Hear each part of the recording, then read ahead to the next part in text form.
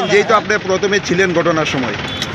না দেখেন, আমরা তো আইতে আসলাম, সে আমাদের সামনে যে ছিল, তখন থেকে ওয়ালে গিয়ে একটা যে প্রথমে ধাক্কা খাইছে, এরপরে তো বসা খাইতে খাইতে উল্টাই গেছে, বাইকটা স্কুটিটা আরও অনেক আগে চলে গেছে। ওনার স্কুটির মধ্যে একটা মদের বোতল পাওয়া গেছে, কি মনে হয় নেশাগ্রস্ত অবস্থায় আছিল? মনে হয়, কেন নাহলে তো এখানে নিজে নিজে যেহেতু রেলিং দিয়ে গিয়ে ধাক্কা খাইছে, একটু মনে হয় আর কি। এখন অবস্থা কীরকম?